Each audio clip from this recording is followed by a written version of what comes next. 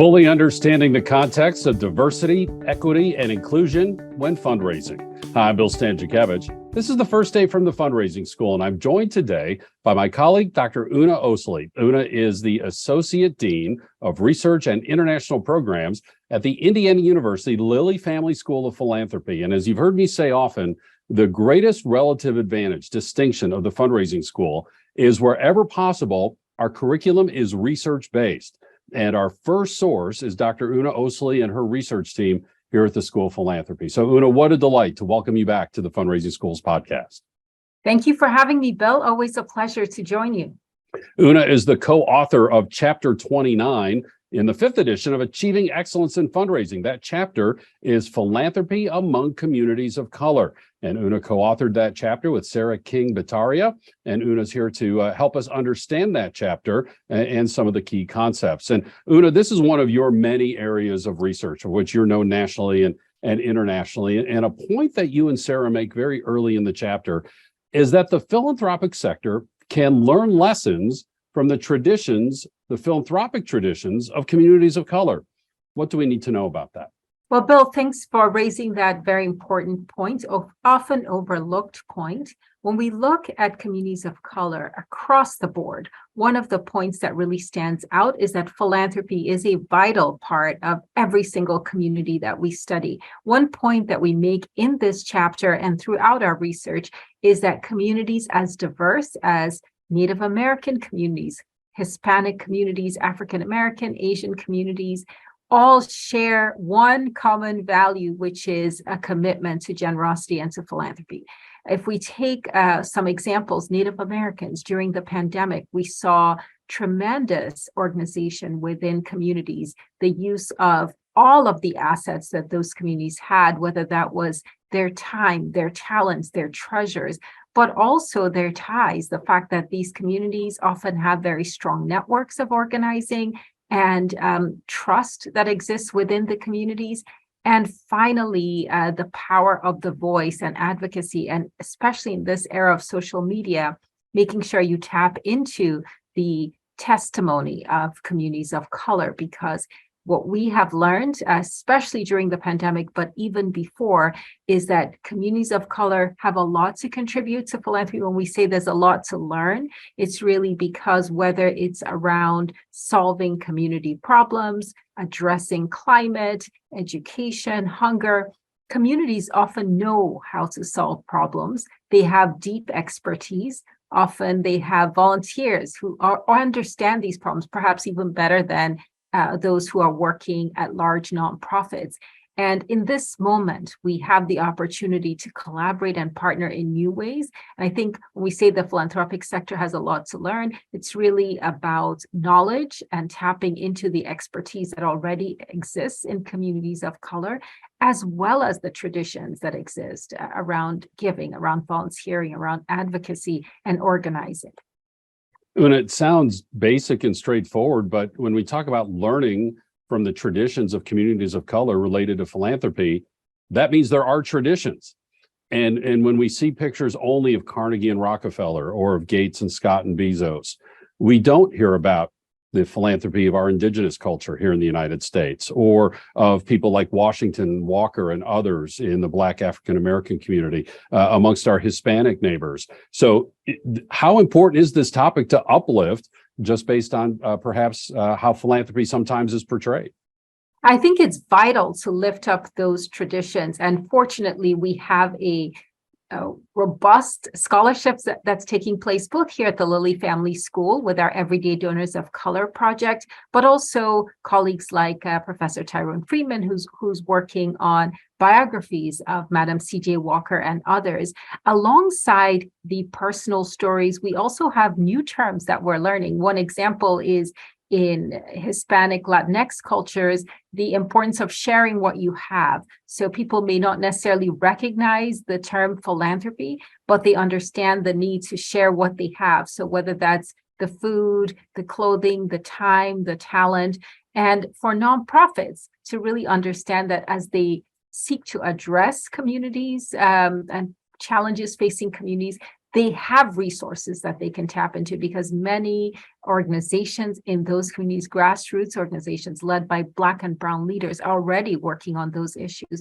One very good example we came across in Baltimore is a group called Collectively that actually already is networked with many grassroots organizations. And we saw that during the pandemic, many large funders worked closely with Collectively to identify leaders and organizations working in Baltimore. So that's a very good example of how philanthropy can actually learn from what's on the ground and partner in new ways to solve problems.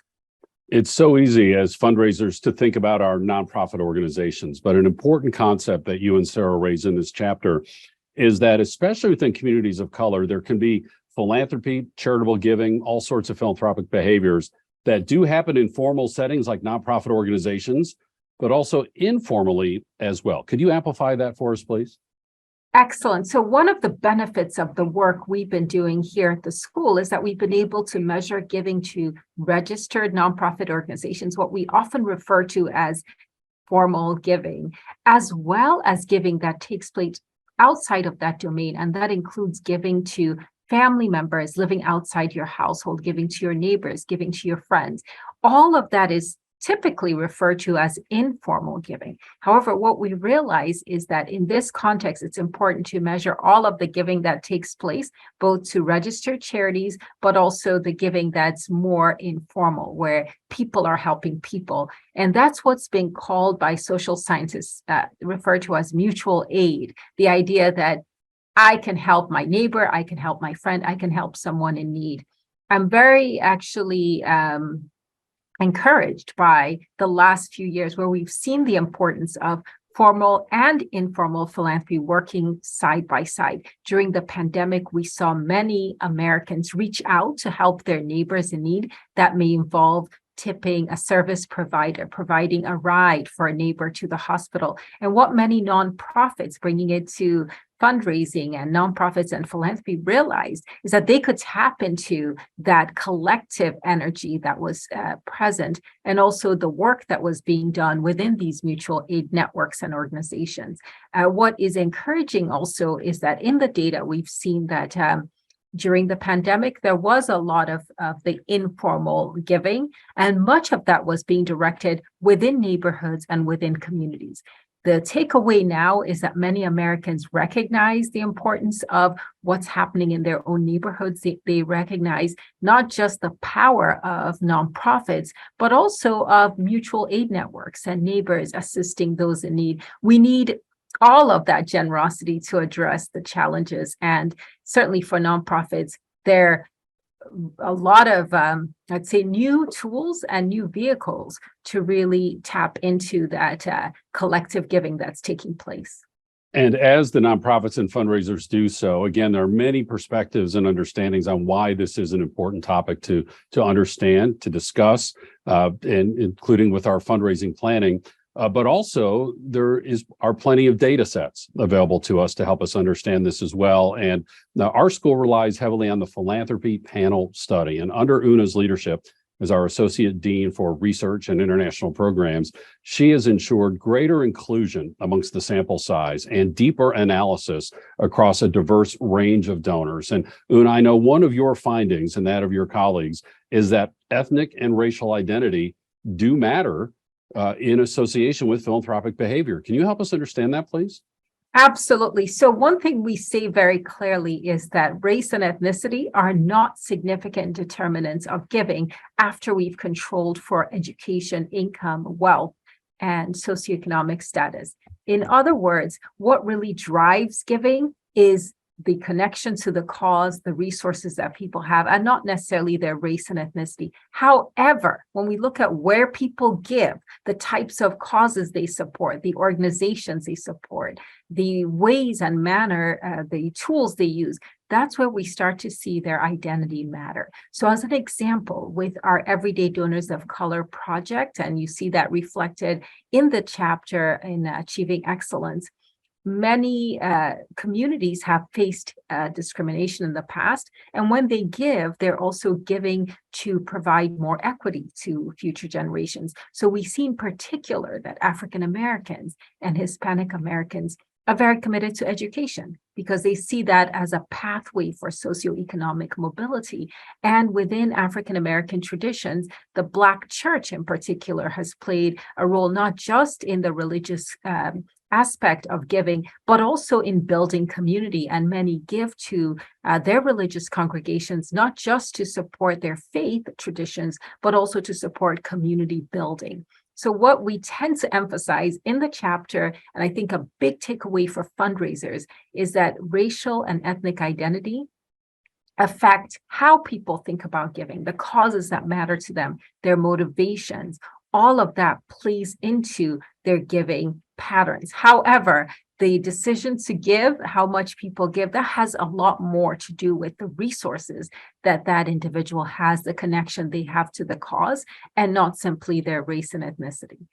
We're so fortunate to learn from that nuanced explanation, research-based, evidence-based, as we consider having the most diverse possible donor database that we can. And, longtime listeners and viewers of this podcast know, Una, that you have this wonderful gift that you lead on the science, but then you can translate the science to help us apply for effective fundraising. What advice do you have for fundraisers overall as they look at philanthropy among communities of color?